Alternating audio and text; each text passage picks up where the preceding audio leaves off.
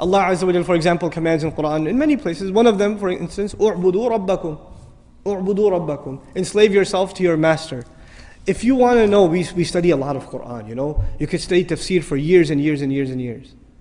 And my teacher asked me actually, one time I was studying with him, and I'd been not years, I was studying Quran with him for like 6 months, and he asked me, give me the summary of the Quran, one sentence. Actually, and I said, one sentence? He goes, okay, fine, 2. So he wants a summary of the whole Quran in 2 sentences. And I'm thinking, I'm going, in my head, I'm doing a review of the stuff he talks about all the time. How am I going to summarize the entire Quran in 2 sentences? And I remembered what he said, and I used it, and he said, you're right. Alhamdulillah.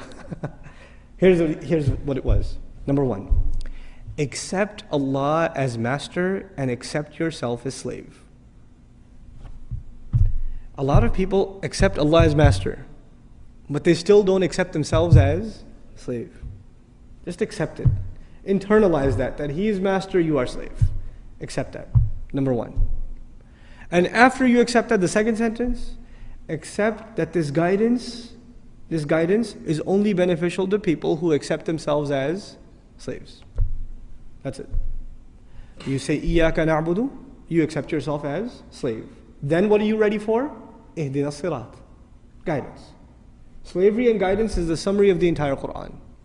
The Quran began with slavery, إِيَّاكَ نَعْبُدُ. It begins with slavery, and at the end, again, he calls himself master, which alludes to us as what? If he's the master of the people are his slaves. Ends with slavery. So this is the heart of the matter. A lot of people have no hard time accepting Allah as the creator. That's okay. That's not the hard part. Or accepting Allah as merciful, or as wise, or as powerful, or as one. All of that stuff's easy. Because if you accept Allah as one, there may not be any implications on you. Allah is one, that's nice, I'm still going to do what I'm going to do. Allah is really merciful, great. I still have my life. But if you say Allah is master, then what does that make me? That makes me slave. And to put it in very simple terms, the difference between a free person and a slave person is very simple. It's not a complicated subject. The difference between a free person and a slave person is a free person does whatever he or she wants. What does a slave do?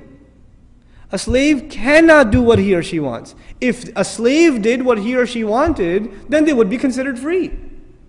The only thing that makes them a slave is they do what the master wants.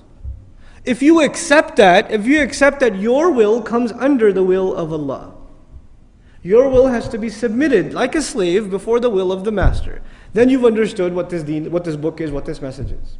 That's the summary of this message. It sounds very simple. It takes 5 minutes to explain, but internalizing that is a lifelong struggle.